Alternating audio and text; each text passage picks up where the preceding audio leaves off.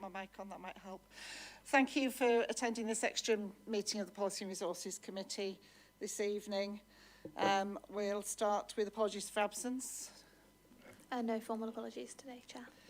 Thank you. I've not done the emergency evacuation procedure because we have no members of the public here, so we'll crack on. Declarations of interest. Does anybody have any declarations of interest at this point? No? Okay, thank you, members. Item 4, minutes of the meeting held on the 11th of November, which start on page 3. Does anybody have any comments on accuracy of those minutes? Chair, just through you, we had a message from Councillor Middleton to say that there was a correction needed to the ONS observers listed in the minutes, so we have made that correction on our working set of minutes, but if the approval is just subject to that one amend, please. Okay, that's absolutely fine then. Subject to that amendment, I'll move them from the chair. Could I have a seconder, please? Yeah, thank you. Councillor Potter, I think that was first. I'm not sure. Okay, thank you.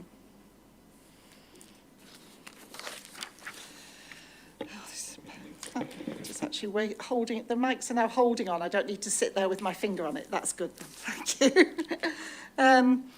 Item 5, minutes of the livestock market working party, which was held on the 9th of November, and that is from page 9. There is an accuracy there as well for a bit of amendment. I think I did quite well to chair this meeting when I wasn't apparently present. So if I can be added to those councillors that were present, that would be helpful. But other than that, I'd like to move those. Do I have a seconder for those? There were no decisions. Thank you, Councillor Arnold. Councillor Duncan? Yeah, could I just ask a quick question, which was item 26, update on estimated costs. It mentions there around obviously cost of the project, and I was wondering in the first instance if that related to potentially some further feasibility work through a line, or whether that is relating to the project that a line did previously as part of their feasibility study several years ago.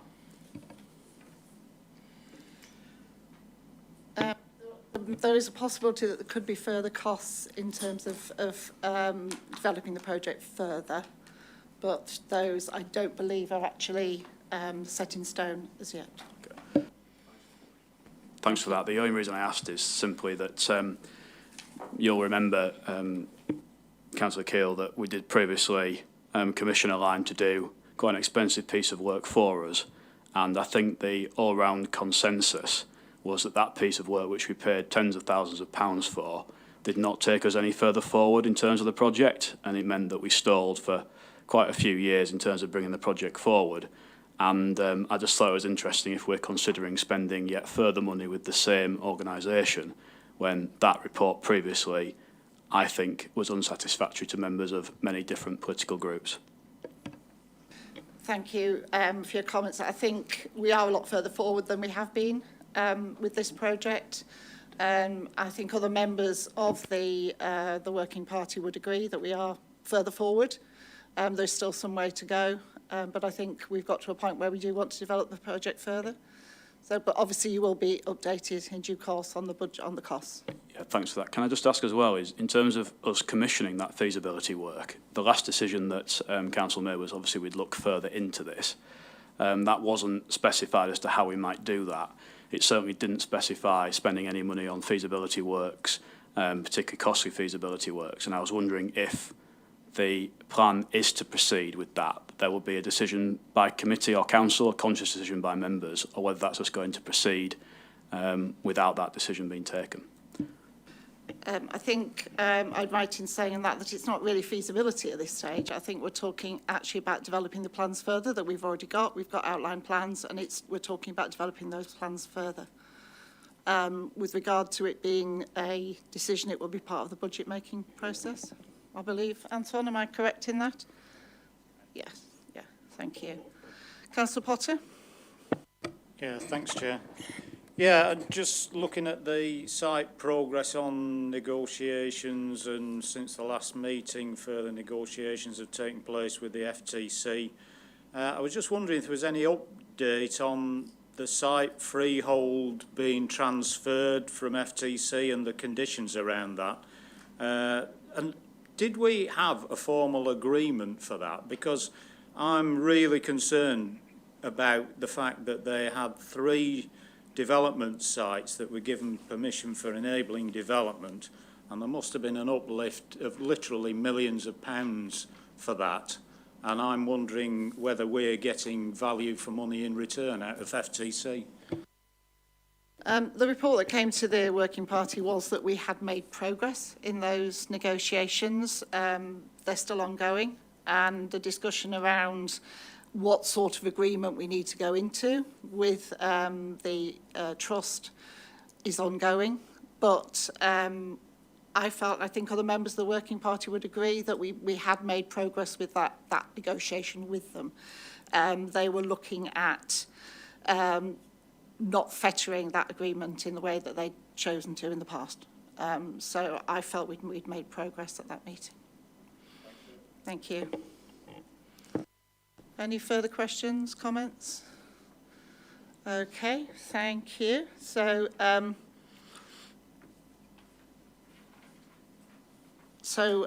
were no decisions from that, so it is that report is just for information, members, and for noting. Thank you. Item 6, urgent business. I have no urgent business this evening, so we will move swiftly on to Part A items, matters to be dealt with under delegated powers or determined by committee. So item 7 is the 2020-21 Statement of Accounts on pages 11 to 14. Anton, are you presenting this one, please? Yes, I will do. Thank you. Excuse me. Thank you, Chair. So this is a short report requesting the committee's approval to delegate the final sign-off, the final sign-off of the final accounts, last year's final accounts, to myself in conjunction with all group leaders. The reason for that is very simply to try and avoid any further delay in the sign-off. The accounts normally are signed off by the end of July, and what happens in Rydale, as must happen everywhere, is that the accounts go, the audited accounts go to the audit committee. After that in Rydale, they've been then formally signed off by Policy and Resources Committee. Last year, due to COVID, the timeline was extended to the end of November. This year, it's been extended to the end of September. This year, I understand that 9% of authorities met that deadline, 91% didn't.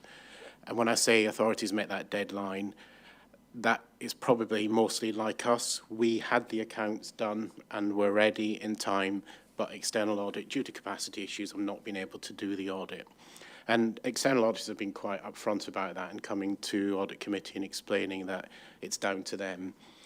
They've told us that they believe they will be ready by mid-December, which is why we've put in an additional audit committee, overview and scrutiny committee on the 16th of December. And that's the statutory process that must happen.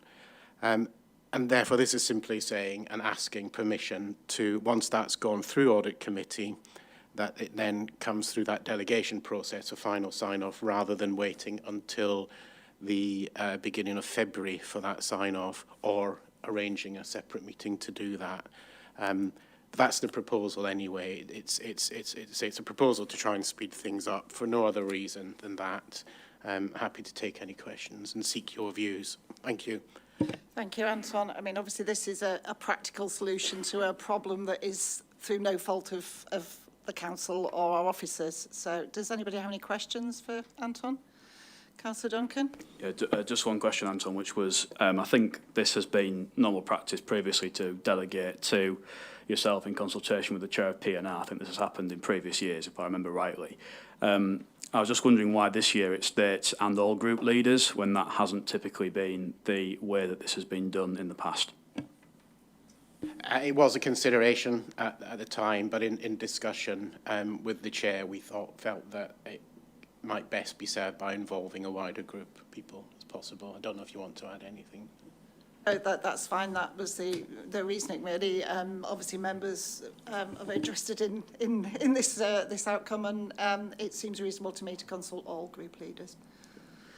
Just there's other delegations in consultation with the chair of P&R further in the agenda, and they don't say the same thing around all group leaders. It simply says the chair of P&R. That would, in my view, be normal practice and sufficient. I think this is something quite routine, and I personally feel like members probably aren't that interested in this topic, if I'm totally honest with you. I just found it interesting that this had been delegated, no offence, Anton. I just thought it was interesting this had specifically said all group leaders when that's not usually the process and the protocol which we go down. Usually it's delegating to someone who has a particular role by virtue of chairing a committee. I just was interested, that was all. That's fine. That was the decision I made, and I believe in involving group leaders where I can. So thank you. Does anybody else have any questions for Anton on this? Okay. Do we want to debate the subject, or can we just agree the recommendations on page 11? Yes, yeah. I'll move those from the chair. Can I have a seconder, please? Thank you, Councillor Burr. If nobody has any problems with that, we'll take that by general affirmation. Thank you. Thank you very much, members. Moving on. Item 8, contract renewals. This is on the subject of toilet cleaning, vehicle fleet tyres and route optimisation software. And I think, Becky, you're going to give us that report. I know Becky wanted to be here this evening, but she's been dealing with some of the outcomes of the wonderful storm Arwen, where we've still got some of our residents struggling with power supplies. So that's why she's on screen this evening. But over to you, Becky. Thank you. Thank you, Chair. I'll just check, could everybody hear me okay? Sound okay? Great. Yeah, thank you. So this report is requesting approval of spend for contracts which exceed 50,000 over the contract term, which is a requirement of the financial regulations. The costs of these 3 contracts are already within existing budgets, and as has been explained already, it covers the public toilet cleaning, vehicle fleet tyres and the route optimisation software. Having taken legal advice and liaison with procurement colleagues, we do need to proceed with a new contract for the public toilet cleaning to meet contract threshold criteria, whereas with the tyre and route optimisation software, it is possible to extend these contracts as an appropriate way forward given LGR and best value. Just quickly, the report on the public toilet cleaning, just to say we have managed to negotiate an extension to the current contract with the current provider to give us time to undertake the re-procurement exercise. The price includes for the continuation of twice daily cleaning because of COVID, and the contract would enable us to reduce that price if indeed that became applicable. With the tyres, it is just a renewal of an existing contract, and the same for the route optimisation. Just to mention, a benchmarking exercise has been undertaken, and the proposal does give best value for the council. So the recommendations are as set out on page 1 of the report. If we did find the prices did exceed the current budgeted figures, which we're not expecting to if we can negotiate with providers. In fact, the recommendation number 3, that is the price for the route optimisation, but it's requesting delegated authorities given if required to Chair of Policy and Resources Committee and Section 151 officer. I'm happy to take any questions. Thank you. Thank you, Becky. Members, does anybody have any questions? Councillor Duncan? Yeah, thank you. Hi, Becky. I was just curious, obviously, the gut instinct is that if you were to re-procure for these services, you definitively know sort of the potential companies that were out there to provide the services listed, and also the prices. There may be some variation in that, and we might be able to find a potentially better deal than what's been proposed by simply rolling over the contracts. And I was just wondering if what consideration was given actually to a re-procurement as opposed to just rolling these contracts over with the view to obviously LGR coming on the horizon. Was there any serious consideration given to re-procurement, particularly given that we now have a procurement agreement with North Yorkshire County Council, which is supposed to help us provide the best value that we possibly can find? Well, as I've explained with the public toilet cleaning, we do need to do a re-procurement, and there's the capacity to do that is obviously one of the considerations. So that's something that we would plan to do. With the tyres, the extension to the contract is the most beneficial way for the council, and the same for the route optimisation, because the time that it would take to do a re-procurement and the time that we don't have because of LGR and the capacity of staffing, that is why well, that has been a serious consideration in terms of the next steps, and the extension is the preferred way forward. And Becky, is that capacity within Rydal District Council as opposed to the procurement service, which obviously the agreement we have with NYCC, it's a capacity issue on our part rather than a capacity issue on their part, given that we're paying them for the service? Yes, it's for Rydal, yeah. Right, for Rydal. okay. And there was one other quick question I had, which I think maybe is more towards Simon, which is it states in the recommendations that we delegate authority to the chair of P&R, and obviously my understanding, Simon, is that under our constitution, we're unable to delegate anything to an individual member, and a member isn't supposed to have individual decision-making powers. And I was wondering, therefore, if it'd be better phrased as delegated authority to the Section 151 officer in consultation with the chair of P&R. Through you, Chair.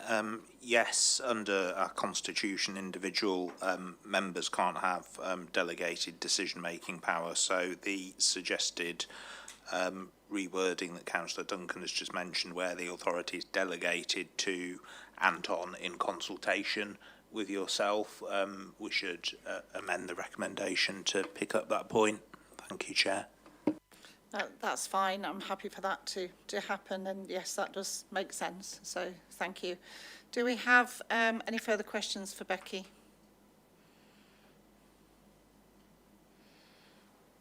Okay, thank you. Thank you, Becky. Do we need to open this up for debate, members?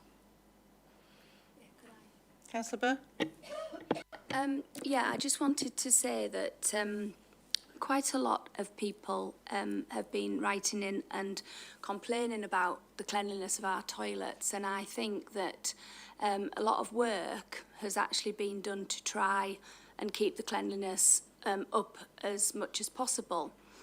I do think that it's been a problem because obviously our premises need quite a lot of refurbishment, and I think we have got the refurbishment of the toilets in the plan, and I do think that those things together will be much better once the toilets have been refurbished, because even doing the deepest clean possible on premises that aren't really up to standard is very difficult. So I'm pleased that we've actually got a plan to improve our toilets.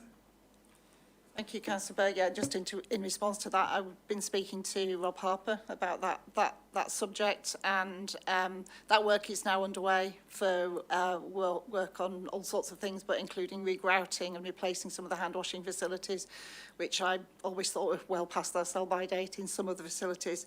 So yes, I think that will make a difference to the general condition of the toilet facilities, and hopefully make the cleaning regime easier for the contractors when we get to that stage when it's been retendered. Thank you. Do any other members have any comments? Okay, so you've got the recommendations on page 15. I'll move those from the chair. Could I have a seconder, please? Councillor Burr? If nobody has a problem with this, then we can probably do this one by general affirmation as well. Everybody happy with that? Okay, thank you very much, members. Thank you, Becky, and thank you also publicly for the work you have been doing around Storm Arwen, and thank you to Margaret, who I know is also online, who spent her weekend, I understand, on a sofa planning emergency actions and asking people to contact our vulnerable customers. It was a difficult situation over the weekend, so thank you very much for the work that you did over the weekend, both of you. Thanks very much. Thank you. So, moving on to Part B items, matters referred to Council. Item 9, Rydell's financial strategy, which is on pages 19 to 56. And over to Anton again for this one, please. Thank you, Chair. Yeah, this is quite a substantial paper, so apologies, but I'll take a little bit of time just going through and highlighting some of the key areas for discussion and decision. The as it says at the start, it's the next, if you like, in a series of papers that we bring to you, leading up, of course, to the budget, setting the budget and council tax in February. So this paper, as it says at 1.2, it does not form a proposed budget at this stage. It can't be a budget at this stage because if we included everything that's in this paper, then we wouldn't have enough money to do it. So what it does is it sets out various proposals and projects that members have been looking at in recent weeks and seeks some guidance on what should and should not be in that final budget paper. The second reason it can't be a budget is because we've not had the finance settlement as yet. We won't receive that until December, and we'll feed that through into the budget paper. So in some ways we're quite a bit further ahead where we normally are in previous years in having this sort of level of detailed discussion. But I just hope it doesn't confuse the issue. As I say, it's not a budget proposed at this stage. The recommendations themselves fall into a number of areas, including looking at the prioritisation, looking at the consultation and at local government reorganisation. And I'll come back to those if I can just at the end. So I'll skip through quite a bit of this and concentrate on a number of areas if I can. Looking at the objectives of the financial strategy, they are as they were when you saw the first version of this paper back in September and October. Then on to the financial assumptions. The financial assumptions will change. We've updated things like new inflation rate, taken account of what we think might happen to interest rates, but who knows, and there's clearly a degree of new uncertainty that's appeared in the last 2 or 3 days. We don't know the pay and price inflation, so all of that will be updated in time for the budget proposals in February, including other things such as the funding, new homes bonus, special grants, and so on. The budget paper and the figures that I've done so far assume a council tax will be allowed of £5 per annum on a Band D charge, or 2%, and therefore I've built the figures in on that basis. And again, as in previous years, the financial value of that is £110,000. So if you have a council tax freeze, it causes an increase to the budget gap. We do have a budget gap of 110,000 at this stage, but that's what I've assumed anyway at this stage. But of course, that's for decision in February, and again, not looking for decision on council tax at this stage. You may wish to signal what you'd like, which would be helpful, but that's not for decision at the moment. Really, it's into sort of section 6 and section 7 and 8 of the paper where it looks at some of the details. Just a reminder, the budget gap that we had back in February when we agreed this year's budget, we balanced this year's budget by using reserves. At that stage, we were looking at a budget gap for next year of 1.2 million, and that's sort of hovering around the 1.5 million level in future. Now, clearly, LGR means that there will only be one further financial year for Rydell District Council, but we do and we should signal to the new council, as all councils in North Yorkshire are doing, the kind of longer term, medium term financial position for Rydale. So it's set out as if we still have a medium term financial strategy, although we know the council will cease, well, assuming everything goes through Parliament, of course, but we assume that the council will cease to exist at the end of the 22-23 financial year. So we were starting, if you like, with that 1.2 million gap, and it's useful to bear that in mind. In terms of the pressures, we will, of course, add in the various pressures that you get due to inflation and any other funding shortfalls or funding changes that may happen compared with our plans. And then there is the long list. It starts section 6.14, and I won't go through all of these, but these highlight the various projects, priorities, whatever you call them, that we discussed in the two workshops, and also formed part of the separate consultation that took place following those.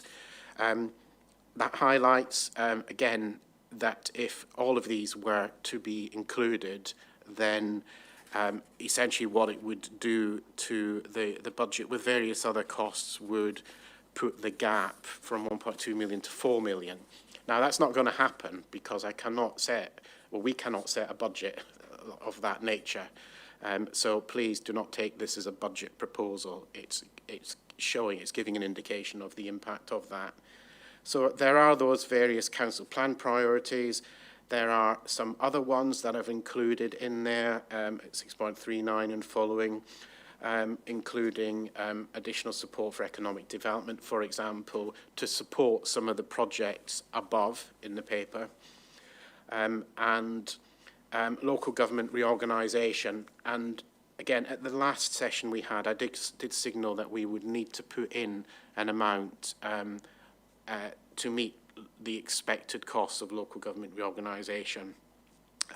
We don't know what those are, so apologies for repeating this from last time. We don't know what those are. We do know that the business case that the county council did, and that, of course, was the one that was accepted by government, suggested that costs for the first 5 years, both of implementation and transformation, so it's not just about getting to day one, could cost £38 million.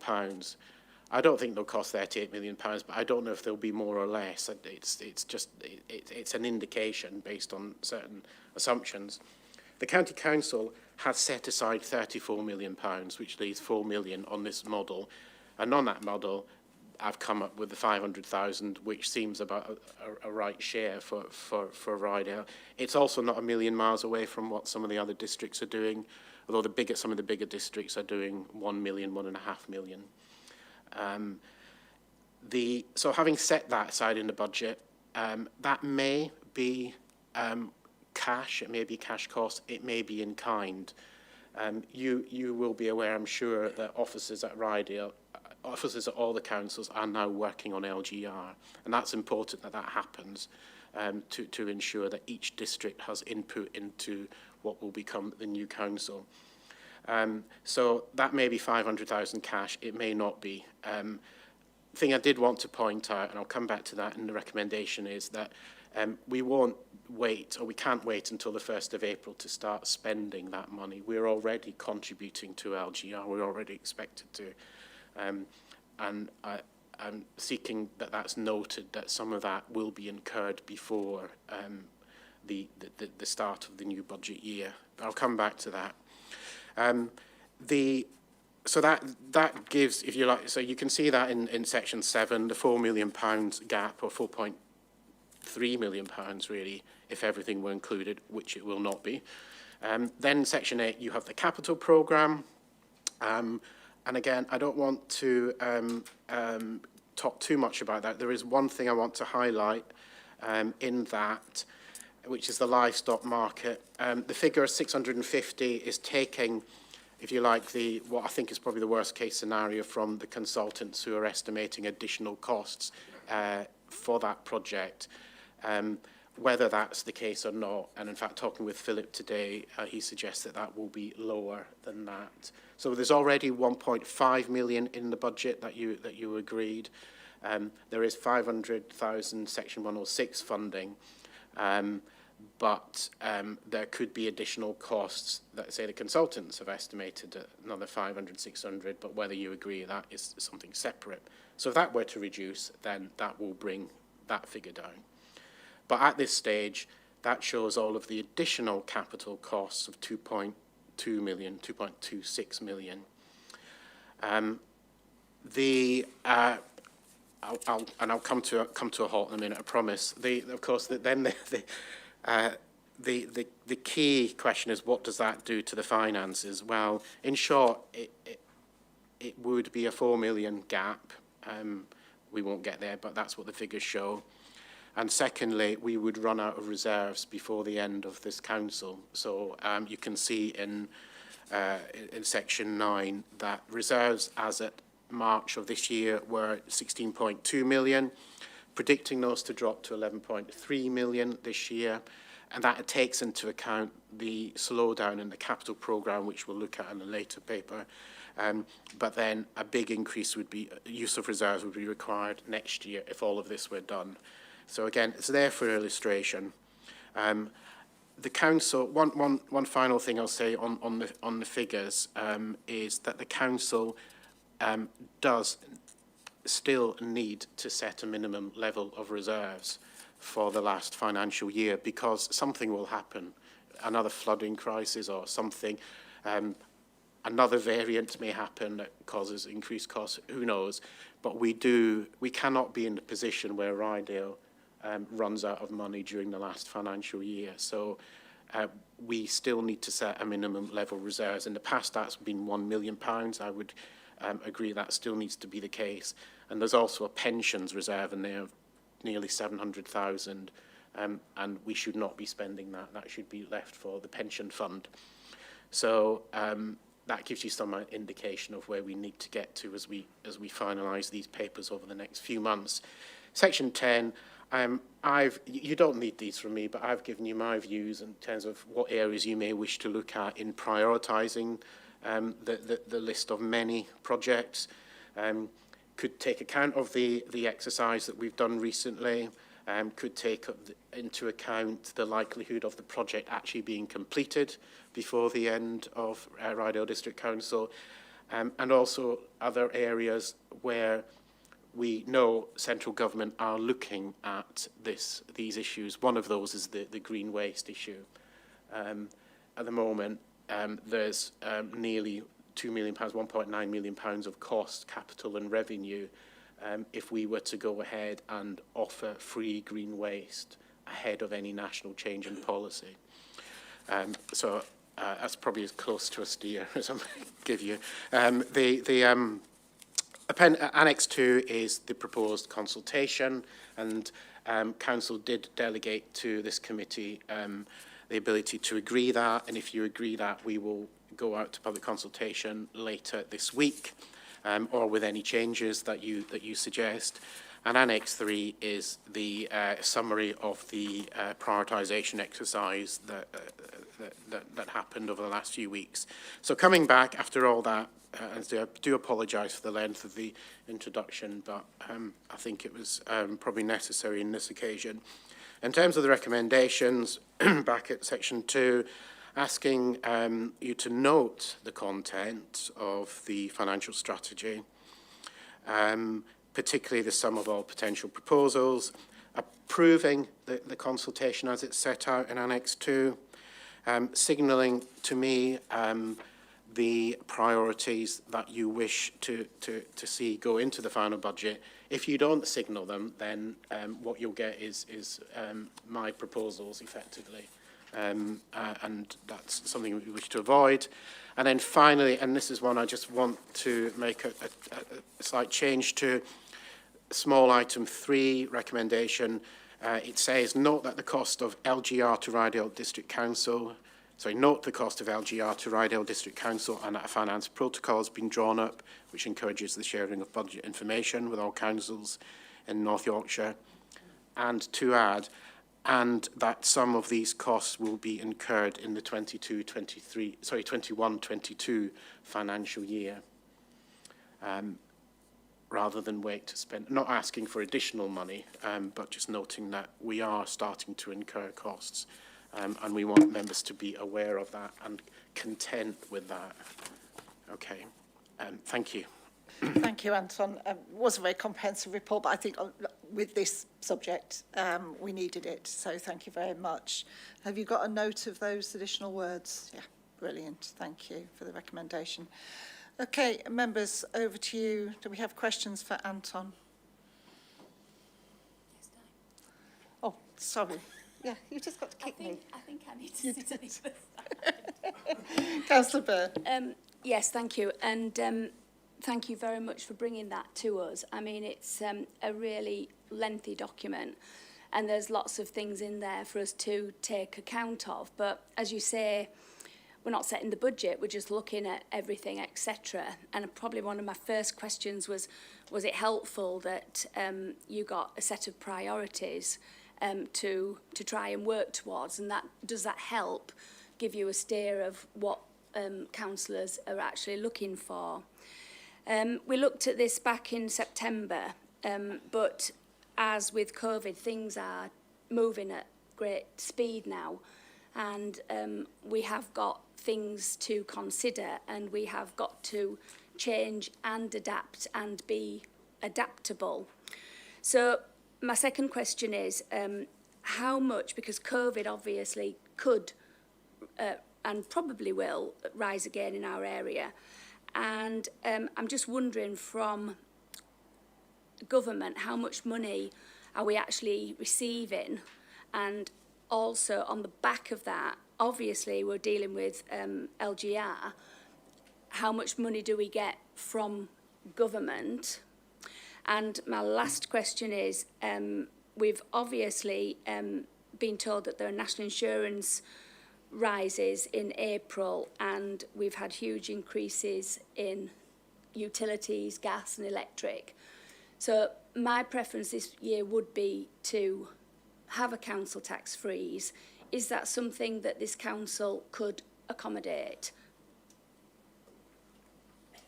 Okay. Three questions. Okay, right. So the first one, I think, was on COVID and LGR costs. The simple answer is we're not expecting any further funding from government to cover COVID and LGR. Certainly not on LGR. The assumption is that all councils who are part of it will stump up the initial cash, and there will be savings emanating from that in future years. With COVID, we've had a little bit of funding this year, and we carried forward a little bit of some unspent monies from last year to be spent this year. But other than that, no further funding. That may change depending on what happens in the next week or so with the new variant, but we'll assume not. National insurance rises. Our understanding is that the funding settlement will cover that. So that should be cost neutral to us, but we need to see the detail. And the third one, council tax. Okay. So council tax, say it will cost £110,000 to do that. You need to look at that in the scheme of the gap that we're looking at the moment. So I'm a Scottish accountant, so I will always advise you to raise the council tax where you can. But seriously, that's so that you continue to have a base, because once you reduce it every future year, then you've lost that money forever. Now you may ask, what difference does LGR make? And it's different. The difference with LGR is that at some point the new council will have to harmonise 7 council tax rates across North Yorkshire. And that doesn't have to be done in year 1. It can be, but it can take a few years if necessary. We've not done the work on this as yet.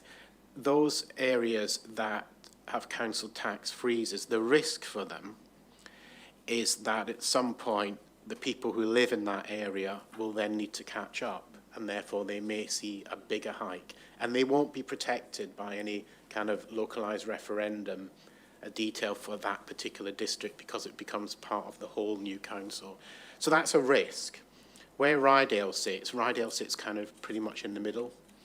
I don't think it would be a secret that Hambleton is the cheapest, cheapest, that's the wrong word, the lowest council tax in North Yorkshire, and Harrogate the highest, and Scarborough is also high, but because the two big areas are high, that might push the new average up.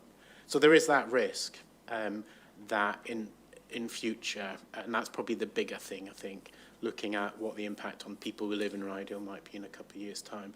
But as I say, it's not a decision you need to take tonight, and perhaps by February we might have a bit more information on the impact on people who live here. Thank you. Okay. Thank you, Chair. Thank you. Councillor Duncan?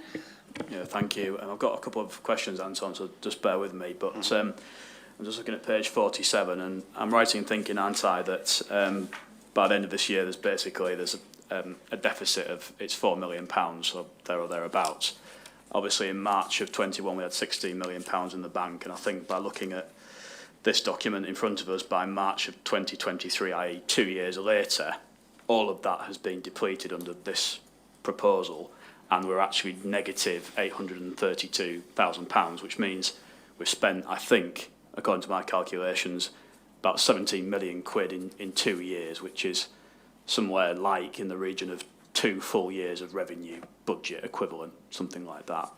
Is this all correct, Anton? It is. The only thing I'd just quibble a little bit is it's not a proposal. So it's, yeah. No, that was part of my question, which was I understand that you're stressing that, yeah. But clearly, usually when this document comes forward, it's getting more and more approaching a budget proposal, yeah. And this seems to be the furthest away from a balanced budget proposal that I think has come forward to P&R at this stage in previous years. And I think you've worked with, I think, 4 different chairs of P&R and seen various iterations of this committee, and this does seem to be very far away from a budget, and I think this is the last time that it's going to come through the committee cycle before the actual proposal comes forward in February. I suppose my question was really that on the basis that I'm writing understanding that we're going to, in effect, by March of 23 under this proposal, have no money left and be in the negative. You mentioned around us telling you the priorities and signalling to you those priorities. And I was just wondering how you think that we would send that signal. What mechanism are you expecting that signal to come from? Because there seems to be in here no prioritisation put forward. It seems to be very much a shopping list of different proposals that have come from various different sources. And I'm quite nervous and anxious that there has been no direction to you as a Section 151 officer from anywhere member related, other than we'd like to do all of these various different things. And I can see potential trouble ahead. So my first question really was, how are you proposing we're going to move from this, which is in effect bankruptcy, towards a proposal that is actually viable and which we can legally agree as members? Okay, thank you. I think what I'm asking for really is some signal of looking at all of the various projects that are listed from 614 onwards, and giving me an indication of what members feel about those, whether they should be part of that. So that's the way I see it happening. Really, just getting your views. We've gone through the 2 workshops. We've had the prioritisation exercise.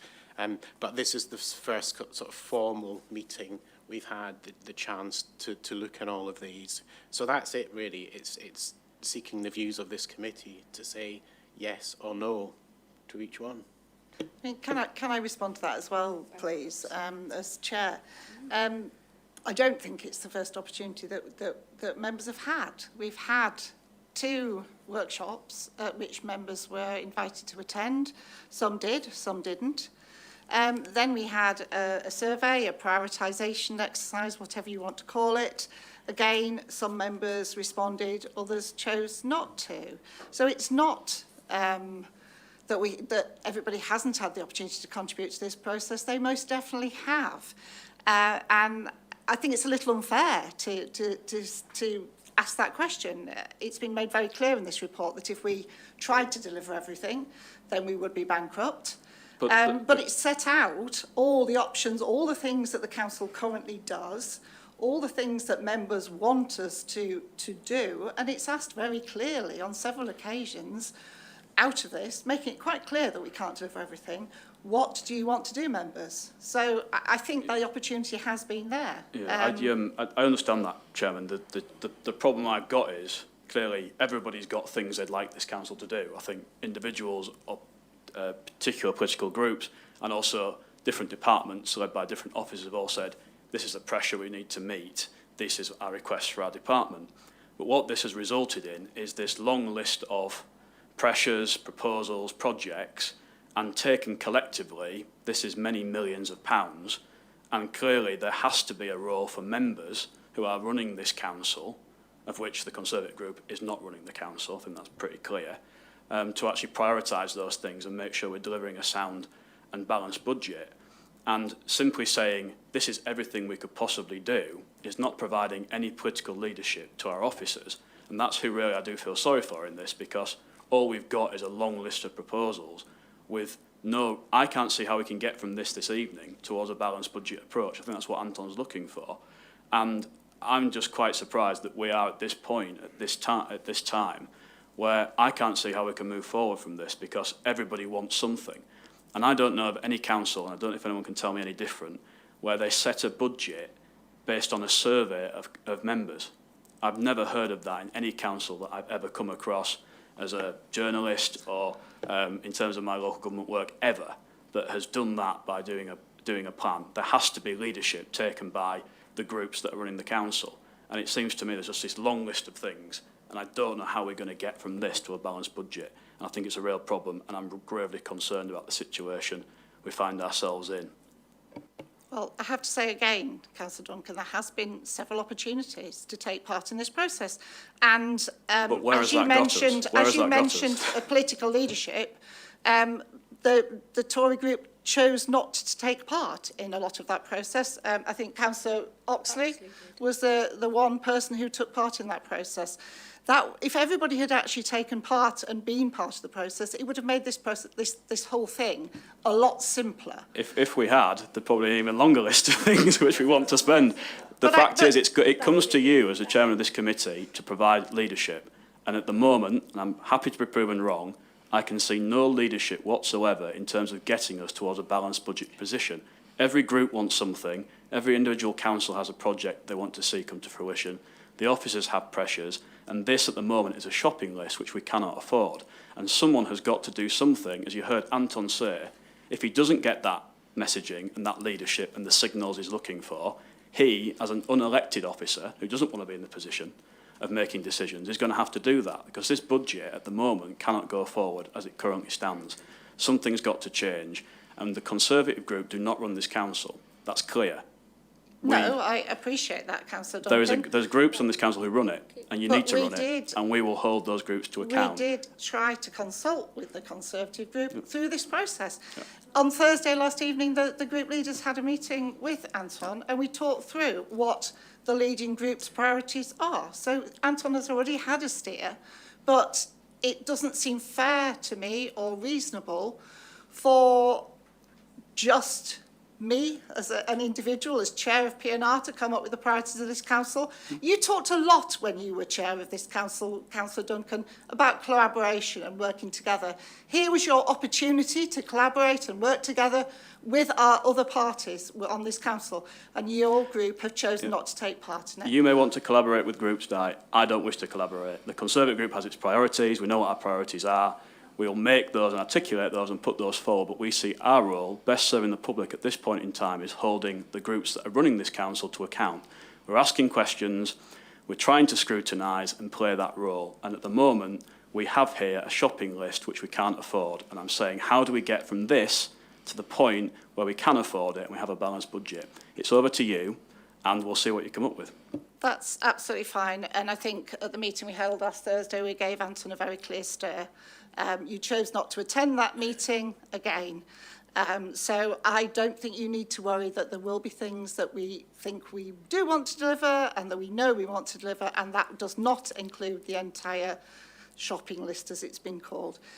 Councillor Andrews, I think, sorry, I have seen you, Councillor Docker, but I think Councillor Andrews has been trying to indicate for a while. Yeah, I think Councillor Duncan, when he said that this has never happened before, LGR hasn't happened before. We haven't been in this position before, and I think I welcome the fact that we could have a look at all the things we've got to deliver and discuss the ones we can deliver and the ones we can't, or we shouldn't because of budget restraints.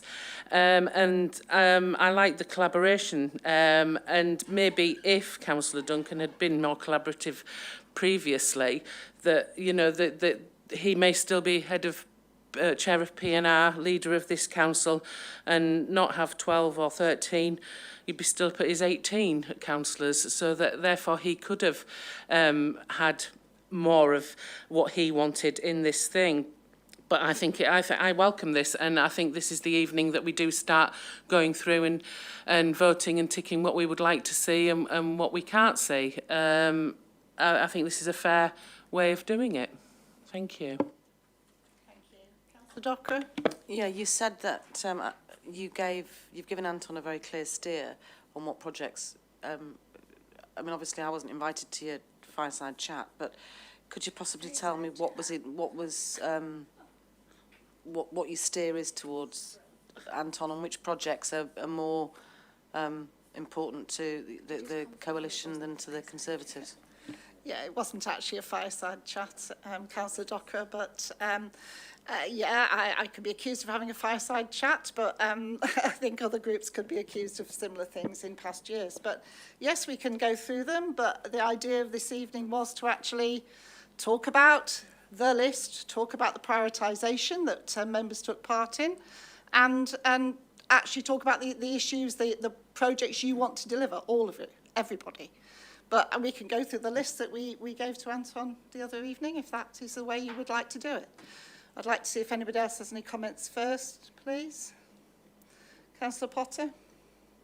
Well, actually, we're still in questions, to be fair, aren't we? So does anybody else have any questions for Anton before we move into debate? No? Okay, right, we'll move on. Thank you, Anton, and we'll move into debate then. Councillor Potter? Yeah, thank you, Chair. Yeah, as has already been mentioned by Councillor Andrews, we have got LGR on top of us. It's been imposed on us. It's costing us money. It's costing us officer time, so that impacts the budget. I personally spent a great deal of time responding to the survey, a great deal of time. It's disappointing to find that others didn't bother. We had a formal meeting, not a fireside chat, a formal meeting of group leaders that others chose not to turn up to. If you don't want to take part in it, then don't complain. It will come back to council to make a decision. We've given a steer to Anton. I think he was quite clear on that. And when it comes back, if you don't want to participate in the formal processes, then wait until the other formal processes come forward, and this full council will make a decision. Thank you. Thank you. Do we have any other comments from members? Councillor Duncan? Yeah, thank you, Chairman. Just to make clear, obviously we keep hearing that you've given this great steer to Anton. Anton's come forward. This is a formal meeting of the council. Group leaders is not a formal meeting. This is a formal meeting. And on Thursday night, that is also a formal meeting where members can make decisions. What we've got here does not take us anywhere near a balanced budget, which we are legally required to set. We have a list of priorities that are varying, vast, diverse, from various different sources, and we have no way that I can see of ensuring that we prioritise those. We have got this survey, and as I've said before, I didn't take part in a survey because I'm unaware of any council that ever sets priorities by the basis of a survey of councillors. You have to take into account all of the varying different circumstances. You can't just do a poll of councils and hope that's going to pull out the answers that you're looking for. And if you look at the outcome of this poll and this survey, you will see, for example, in terms of economy, two things which could revolutionise the economy of Rydale have come last: the joining of the A64 and the devolution deal for York and North Yorkshire. And I cannot understand how we are now at a position where The Conservatives aren't in control of the council, others are, and they're resorting to a pool of members to try and find the priorities to look for. That we've come to this meeting tonight with a shopping list, as I keep saying, that is unaffordable and that does not provide any direction to our officers.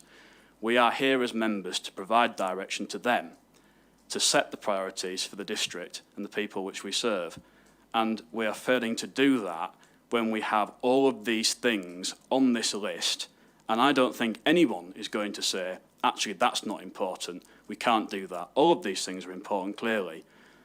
But we are at the point now where no one is providing political leadership in this council. Our officers do not have direction that they need to fulfil their jobs on a daily basis. We are failing as members to do that. And the Conservative group resigned. I resigned as leader of this council. I've no wish to be back in the position as leader of the council given current circumstances. And we feel as a Conservative group that the best role that we can play is to say to the Liberal group, the Liberal Democrat group, the Independent group, you're in charge of this council, you've got things you want to do, you come up with those proposals, propose a budget, bring recommendations to council, and as we've done, I think quite rightly, is when we support things, we'll support it, and when we don't support it, we will oppose it and vote against it. But on the whole, we've supported a vast amount of what's been put forward, the last meeting in particular, this meeting so far.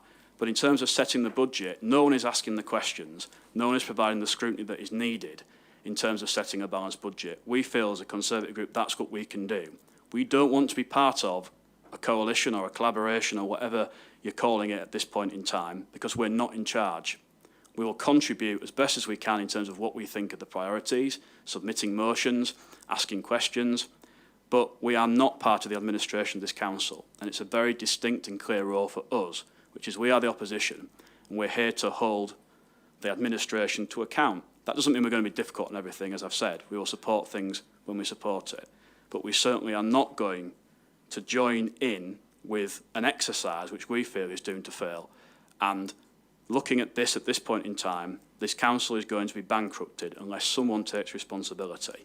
The chair of P&R is the logical person to do that, and I am not seeing any effort so far to prioritise this list and to ensure that we are articulating what we want to do as members. And I'll say it again, it's over to you to make those tough decisions and to bring a balanced budget. But at the moment, we don't feel that we're doing that, and we're very deeply concerned about the current situation which we find ourselves in as a council, and really, it's, I think, a very sad end to this council that we find ourselves in this situation. Thank you, Chairman. Just to respond to that, we're not at the end of this council yet. As you know, this is the last budget that we're going to be setting, and I'm absolutely content that we will be delivering on some of the projects that are listed here. I can only say again, I hoped that this would be a joint process. You've chosen not to take part in that process, which I think is very sad. If you're content, we will go with the priorities that the other group leaders discussed last week, and we will put those forward and ask Anton to work up a budget on those.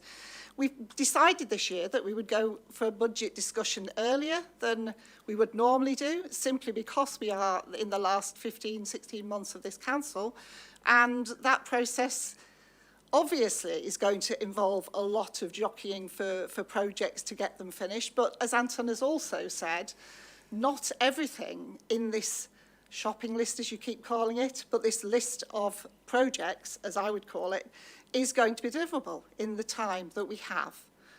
But it was an exercise that was done in good faith to ask members' opinions. But if you're choosing not to take part in that process, we have a clear steer from the other group leaders, and we will go with that list of priorities. Councillor Burr. I'd just like to come back on that, really, Chairman, what you're saying. I think, first of all, I think it's really disappointing to hear that if we're not in charge, this is what I glean from what is being said. The Conservatives are in charge. We don't want to put any input into the council at all. We don't want to do any surveys, apart from Councillor Oxley, who did take part. Thank you very much. We don't want to come to any group leaders meetings. We don't want to put our options forward because we're taking the stance that if it ain't our way, then we're not playing the game. Well, in life, that doesn't really work, does it? Unless you're quite stubborn and you want the whole control and you want to be everything to everybody. Well, unfortunately, the way that the people vote in Rydale, they didn't put you in charge, Councillor Duncan. They wanted a collaboration. Okay, so that is what we're trying to do, a collaboration. When you took over, you said you wanted to be a leader who collaborated. However, when the ball is being kicked by someone else, you're not playing by the same rules. The group leaders have sat together and come up with a set of priorities, okay? Probably not their individual priorities, but what they're feeling as a group. And that group has put that steer to Anton. You chose not to get involved at all. And you have said that you will oppose and scrutinise and you will not play the game. Tonight, what we're doing is we're actually setting a steer. Okay, so we're not setting the budget tonight. There's certain areas where we are going to set the budget. So tonight we're giving a steer, and the clear steer that is coming tonight from the Conservative Party is, if it's not our way, we're not doing it, and we're just going to hold you to account, which to me isn't the way in the final year or so that we can make things happen. But if you're happy with your group, and obviously Councillor Oxley, he did, input, if you're happy to just do that, to be wrecking or trying to wreck everything because, you don't come to meetings, etc., then that's entirely up to you. But, there is a consensus at the moment. And you say that you're not getting involved, you don't want collaboration, you want to be, it's your way or no way. So I think you're being really unfair to say that this council is going to go bankrupt. There is no way that this council is going to go bankrupt. So let's just wait and see, shall we? So, Chair, can I just come back very quickly just on 2 points there. The first point I just wanted to say on is the public did not vote for a collaboration. They voted resoundingly, overwhelmingly for the Conservatives more than they did for any other individual party. We had 12 councillors out of 30. I believe we had the biggest mandate from the public of any group on this council. The second point I wanted to say was around collaboration, which has been mentioned. And I think if you compare the approach we took as a council in the first year that I was leader of this council, and this is not about the past, it's about the future, but it's an important point to make, you will see, you look at who occupied the chairmanships of various committees and who occupied roles, you will see that there was roles there for many different political groups. The Conservative group did not occupy every single position. You look now at what the Conservative group was offered under the new way of working, this new collaboration, and you will see that the Conservative group has no committee chairmanship and no vice chairmanship. We were totally excluded from the committee process of this council. And then now the criticism is you don't want to be involved. Actually, we were much more open to collaboration, offered those roles out, and now we haven't got them. This isn't about roles, this is about serving the public. And we took that decision as a group back in February of last year, nearly a year ago now. The best way we could do that was we no longer had support in this council to get things done. The best thing we could do was try to hold to account, ask the questions and scrutinise. It's not about wrecking. You'll notice how many things the Conservative group has supported that have come forward. And actually, Councillor Keel on many occasions would not have been able to achieve the things she's put forward as chairman of this committee without the support of the Conservatives. We will make those decisions on an individual case-by-case basis. We're not washing our hands of our duties and responsibilities, but we will not take part in what we now see to be a totally unacceptable way of running this council. In fact, I don't think this council is being run, certainly not by us as members. We are not providing any direction whatsoever from us as elected members with a mandate from the public. So I just wanted to clarify that. Thank you, Chairman. Thank you. Councillor Delaney. Are we still in questions or debate now, Chair? Thank you. I'm loath to take part in this Punch and Judy show. I find it very petty, but I do find it strange when Councillor Potter sits there and talks about people not attending informal meetings and criticises those people. I remember him and his group going missing last summer during the informal meetings about LGR that Councillor Duncan held via Zoom, and there were people from other groups. I think Councillor Frank attended those and other people, Councillor Arnold as well. So, and then I remember when we all came back and he was getting extremely agitated and irate when people questioned his group, saying, well, where have you gone? So it seems that some on this council have short memories and they forget how they behaved when they were in opposition. They now expect us as Conservatives to support them and to play fair. But when you guys were in opposition and we were in control of this council, you voted against pretty much everything we put forward. So I'm not fooled by this. And I'm not sure whether you actually believe this or whether you're just peddling it publicly. And frankly, I'm not sure which is worse. But it's interesting that certain people can pick and choose which meetings seem important and which constitutes informal and formal meetings. So that's all I have to say, Chair. Thank you. Thank you for those comments. But can we actually get back to the subject we're supposed to be discussing, which is what this council is going to deliver in the next 15, 16 months of its existence, please? Councillor Frank? I was just going to say, could we get back to the agenda, because we seem to be having a party political broadcast, and I'd like to get back to this agenda, if that's all right with everybody. That's fine with me. Councillor Potter? Very briefly, can I just point out that, as far as I recall, I was present at every one of those meetings apart from one. Thank you. Thank you. Okay. That's brought about silence, which isn't what we hope to achieve, and I'm sure it's not sure what Anton hoped to achieve from this item either. I mean, if you don't want to take part in the process, do you want to share with us this evening some of the priorities of your group from the items that have been laid out in this very detailed, very comprehensive report? Well, the recommendations, I can see them in 2.2, is that members are asked, as part of the second one there, to signal to the Section 151 officer which priorities in Section 6 or 8 are to be taken forward. So I presume you're saying we haven't taken part. We're all here. We're all sat here now, full attendance from our group. That's what I'm and presumably asking you, we're going to Councillor now do some signalling. I don't know how we're going to signal this, but something's going to happen. Well, I'm assuming you've read the report, therefore you will see the list of projects there, and you will have an idea of what you would like to prioritise. So if you would like to share those items, that would be helpful. We're going to signal, presumably collectively as members this evening from this committee, the things we think are important. And I imagine no matter if I list 5 or 10 things or whatever I say, other people won't necessarily agree. But presumably we've got this list, and we now collectively, through you as a chair, you are going to coordinate this prioritisation that which you're now going to do, because we have this big long list. We need to shorten that because it's too expensive.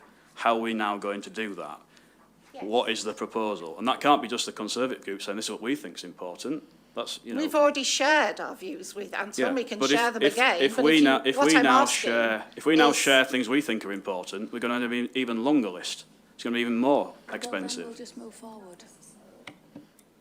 But you'll be sharing that. You'll be sharing the things that are already on this list. You're not adding to it, as far as I'm aware. We have a comprehensive list of the projects that the council could deliver. What we're asking for is from sections 6 and 8, what your priorities would be.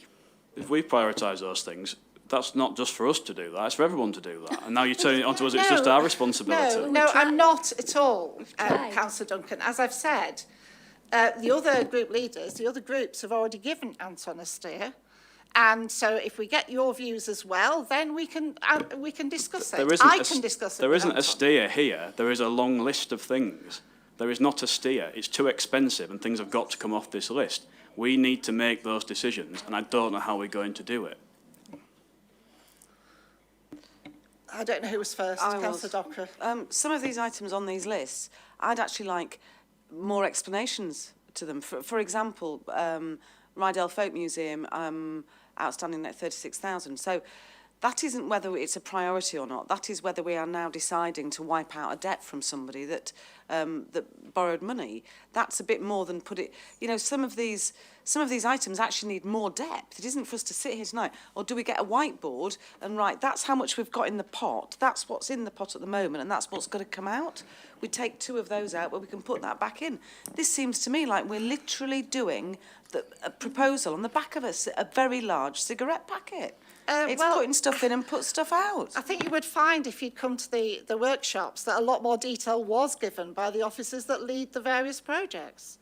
But the figures don't add up. It's as simple as that. So however much steering was done and whatever, at the end of the day, nobody's sorted that the pot is this big, but the wish list's this big. But this is what we're asking. But to can we have out some of the items that are undeliverable? But we are not going to be able to achieve that, are we? Because these items are in, I assume, because people wanted them in. So therefore, the people that wanted them in have got to change their mind and agree to them coming out. Well, members are going to make that decision. Yes, but it's shouldn't a that be very all? long list, but members are going to make that decision of what is and isn't deliverable. And that's what this process is about. It's asking for your steer. It seems a very strange way of doing business, a very strange way. Well, as I've said, if the Conservative group are content that we use the priorities that we've already shared with Anton, then we will proceed down that route.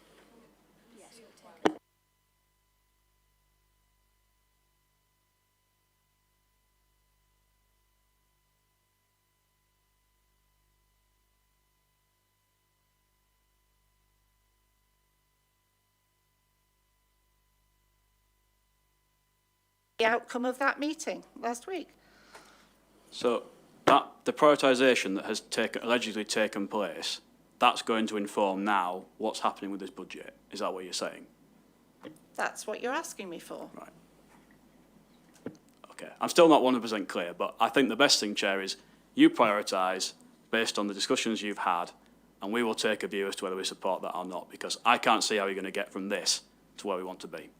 That's absolutely fine. So in that case, we may as well go back to page 19 and the recommendations and move on, basically.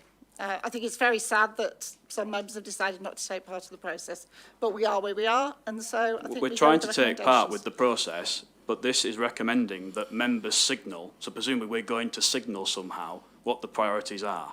How do we do that? Councillor Potter? Yes, thank you. We have had 2 workshops. We have had several meetings to discuss all this. Councillor Duncan chose not to represent his group by not appearing at those meetings. Some of these issues, some of these things in the list are statutory things that the council must carry out. The rest of them are things that have been agreed already and have gone into the budget. So these are things that have already been agreed by this council democratically. At this meeting tonight, Councillor Duncan has said he does not wish to take part in this process of informing Anton where to go. Can we move on and leave it at that, please? Because he's already made his decision on behalf of his group. Thank you. Okay, thank you. Yes, I think that's a perfectly sensible discussion. So returning to the suggestion. So returning to the recommendations on page 19. Do we have a move for those recommendations? I'll move them from the chair. Seconded. Thank you. Chairman, could you please just read what we are recommending to council, please? It's on page 19, it's the recommendations. So we're Page recommending 19. that members are also asked to signal to the Section 151 officer which are the priorities. We're recommending to council that members are asked to do something, because that doesn't make sense.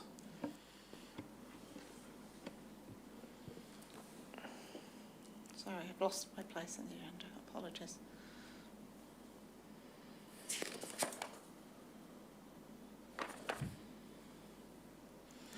Could you just possibly put to, for the Section 15 officer to take the steering which was given at the leaders' meeting, just change the point 2 to?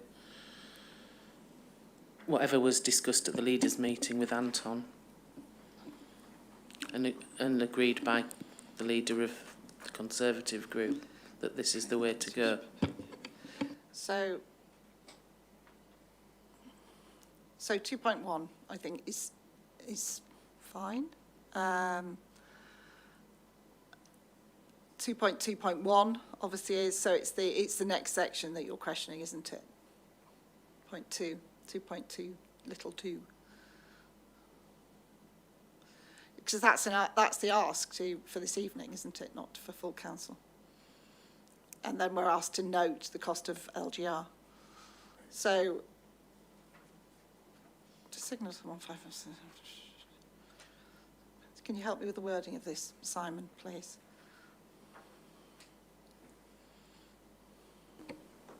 Could we change it so it said that the priorities highlighted by members to the section 151 officer be taken forward for final consideration in the budget proposals, thereby referring back to what priorities have already been submitted?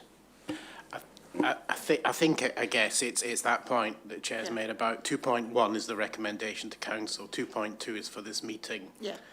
So this meeting, this committee already has the decision-making power for the consultation, and I've also asked this meeting to give a view, a signal of the prioritised. I think there's been a discussion on that, and I think I've got a view now, how to form the budget.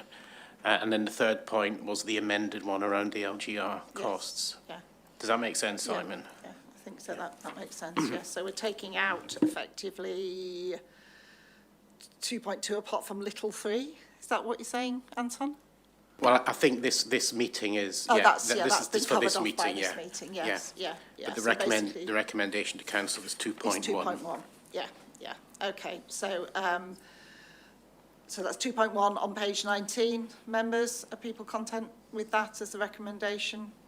Need to vote on that. I will propose that from the chair. Can I have a seconder, please? Thank you, Councillor Potter. Those in favour? Could we ask for a recorded vote, please, Chairman? Of course.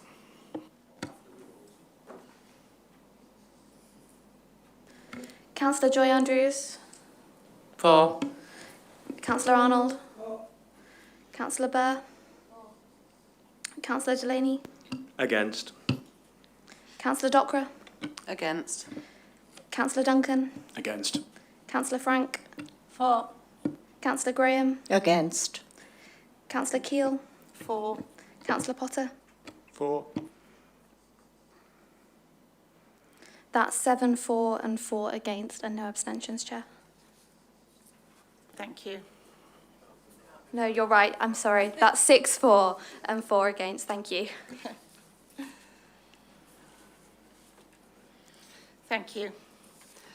So moving on to item 10 on the agenda, the Revenue and Capital Budget Monitoring for Q2. Sorry, Chair, have we approved the consultation with the public? Yes, we've already done that. So I thought we just voted on section 2.1. We approved the consultation before, didn't we?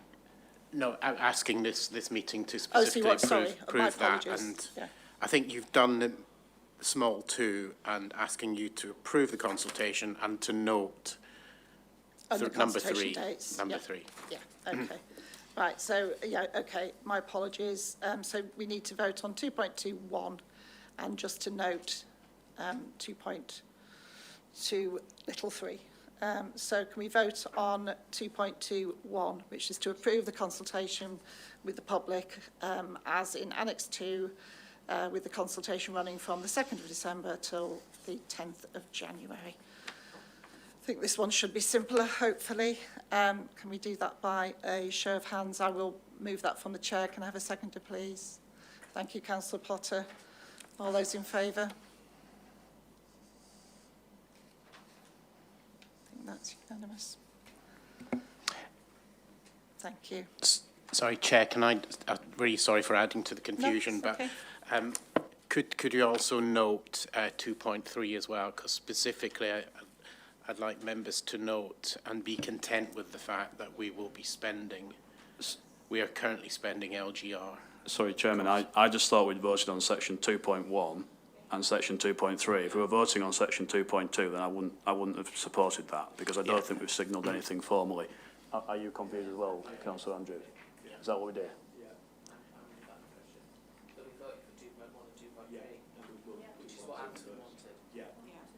And 2.2 we haven't But done we anything needed with. That's to right, approve, yeah. we needed to approve the consultation document as well. So I think, have you just voted on, if you've Yeah, voted on we voted on 2.1 and 2.1. and Yeah. 2.3, Yeah. then I'm happy. Yeah, And 2.2 we haven't done anything with. yeah. Okay, that's fine. And the Yeah. Conservative group will speak to you directly, Anton, and tell you our priorities, so we'll do that. Okay, thank you.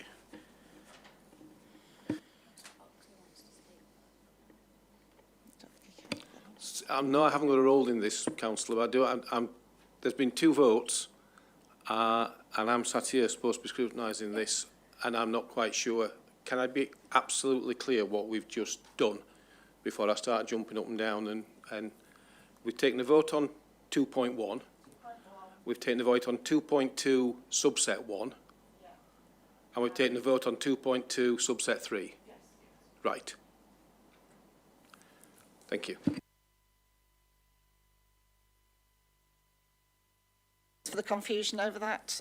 Moving on, item 10, the Revenue and Capital Budget Monitoring Quarter 2. Anton, please. Yes, okay, thank you. Thank This is the Q2 update. It shows, in summary, that revenue budget is on track, a small underspend of £11,000. That's similar to what we were saying at Q1, which I think it was 3,000. Continuing with revenue, just a couple of things to highlight. We are overspending on employees. We highlighted that before, particularly around street scene, and there is some work underway to look at how to carry that out more efficiently and effectively. That is being offset by underspends and additional income,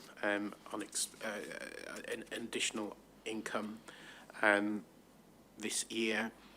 COVID costs are set out in 5.5.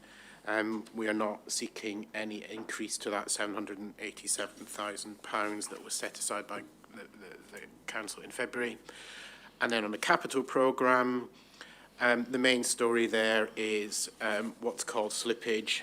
It's really where we're not spending money this year that we'd set aside.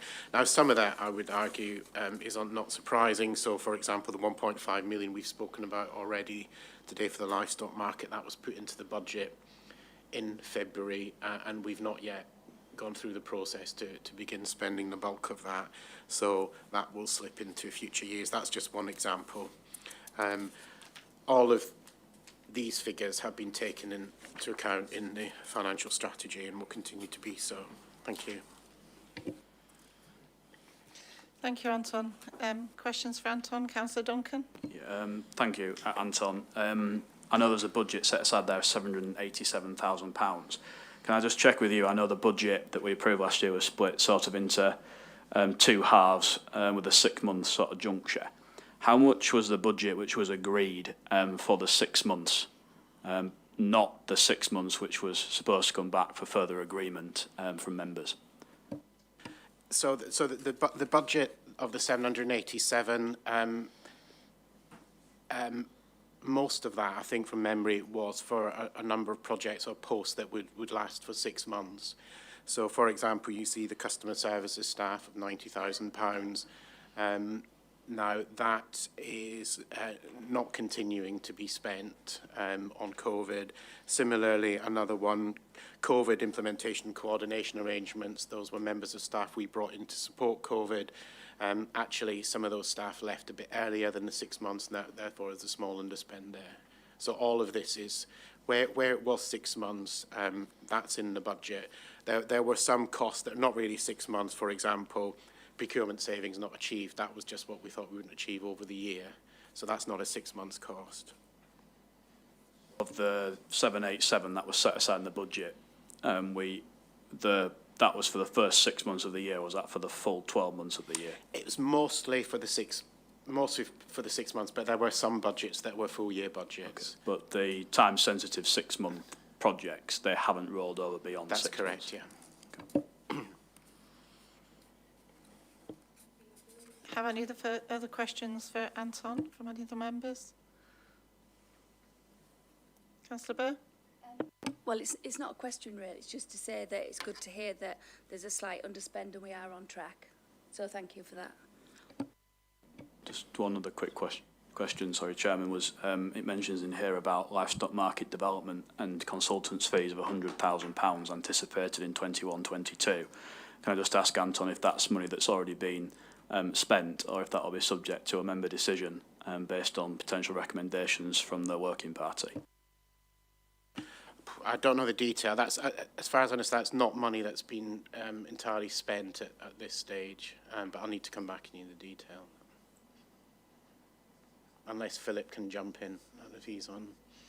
Yes, we've got Philip online. Philip, can you respond to that question? Yeah, certainly can, Chair. Can you hear me first of all? Yes. Yeah, thanks very much. Yeah, in terms of that £100,000, that has certainly not been spent at this moment in time. Any money that's been spent on technical support thus far has actually come from the core economic development budget. But yes, Councillor Duncan's alluded to, we are seeking further approvals for further technical spend in the next 4 or 5 months for the rest of the financial year. Thank you, Philip. Okay, doesn't look like this is supplementary, so any further questions? No. Do we need anything within this report? It is only for noting, it's not for any recommendation. Yeah, I think we just note that report then. Thank you, members. Thank you, Anton. Moving on to item 11, the council performance report for Q2. I think Lynn is going to deliver this one for us. Thank you, Lynn. Yes, thank you, Chair. Can you hear me okay at the moment? Yeah, thank you.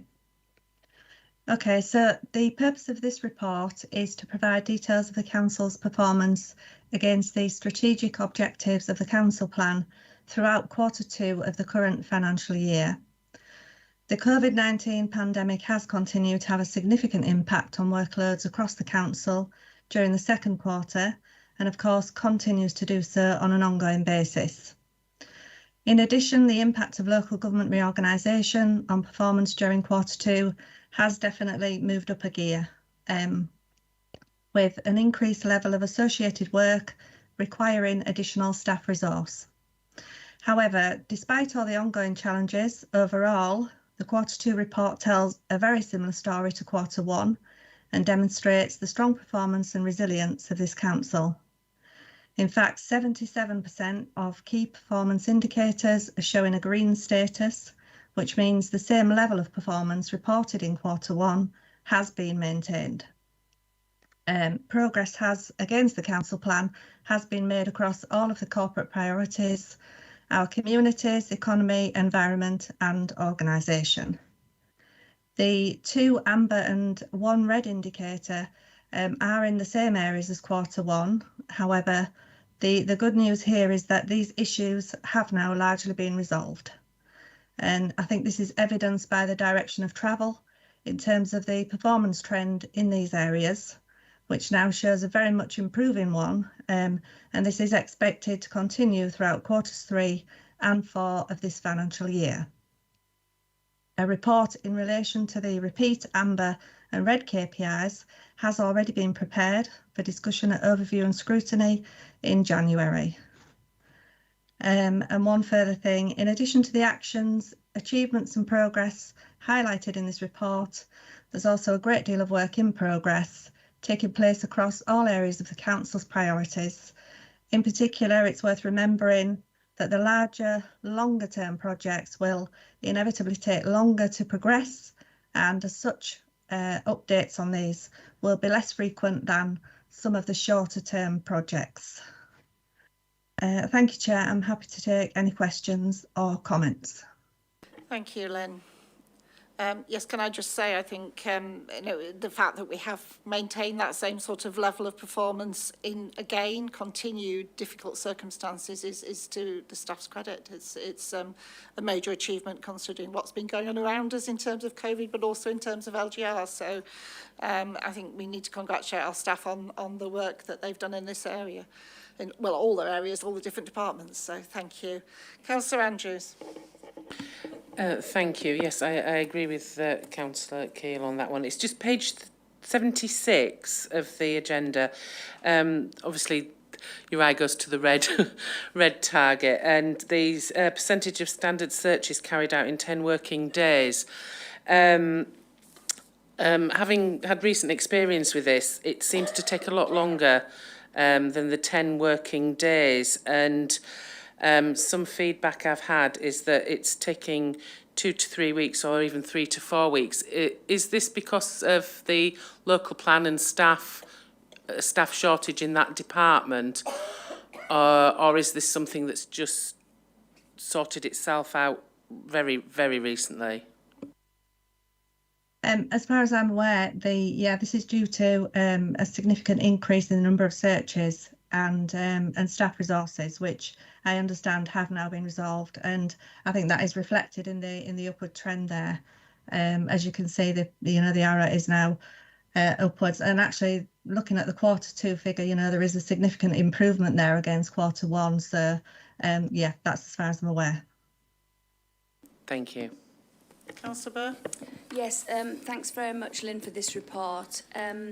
It's good to see that we've got an improving trend, and I think it's absolutely amazing what has been done regarding all the challenges that we've been actually going through, LGR, COVID, and it's amazing, as I say, amazing what we've achieved. But what I would like to say is that I'm hoping that the well-being of the staff is high priority because they are under significant pressures to deliver all what we want to be delivered, and also to work with the LGR, to work with the COVID. Could you just convince me that the well-being of the staff is actually taken into account? Yes, I mean, the health and wellbeing group takes place on a regular basis. We are having regular updates now in terms of staff engagement from the Chief Executive and members of Strategic Management Board. We do have an LGR intranet, which also gives us quite a few updates on there with regard to the situation and how things are developing, and does help to, inform the staff, keep us informed as to how the process is going to work there, and the work streams, the work that's going on there, and how all that's been taken into account, and how it's all been planned out, and the fact that we will all be involved, and hopefully puts our mind at rest as much as we can. And just a supplementary, would you pass on from the whole of this committee our thanks for all what's been done? Yes, absolutely. Thank you. Thank you. Councillor Potter. Yeah, on that basis, I was just wondering if the staff champion could give us some feedback on what sort of work he's been doing with the staff regarding the welfare and future issues around LGR. Thank you. I didn't realise there's questions to me, Councillor Potter. I don't know if this is the right juncture to do that, to be honest, but I can assure you that I've had several different meetings with Unison. I've been in this building chatting to staff as well, and there's a number of issues which I'm taking forward, and I think perhaps it might be worthwhile providing potentially a more comprehensive update to members overall, because there are a number of issues that I do feel need addressing, but I don't think it's perhaps appropriate to do that at this juncture when we're discussing this particular report. But if you have anything you want to discuss relating to staff, obviously I'm very happy to meet with you separately or have a conversation with you at any point. I think it would be a good idea to have a report at some point, Councillor Duncan, because it's something obviously a lot of members are concerned about, all members are concerned about under the current circumstances. So thank you. Perhaps we can discuss that outside the meeting. Do we have any other questions for Lynn? No, doesn't look like it. Do we want to go into any debate on this? I think it's as I said earlier, it's testimony to the the hard work of our staff, how well this report again is looking, and it's reassuring obviously that the process is underway to take the amber and the red to overview and scrutiny, but they're already moving in the right direction anyway, but that was the process we agreed as a council, so thank you for that. If nobody else has any questions, and there doesn't seem to be a great deal of appetite to say any more or discuss any further, this is just a report for noting, so thank you very much for bringing it to us, Lynn. And if we can note that one, members, that's great. Thank you. Thank you. And that, sorry, I thought somebody indicated. No. Okay. Okay, thank you. That brings us to item 12, which is whether I have any business that's urgent, and I don't this evening. So thank you very much for your attendance, members. I'll close the meeting.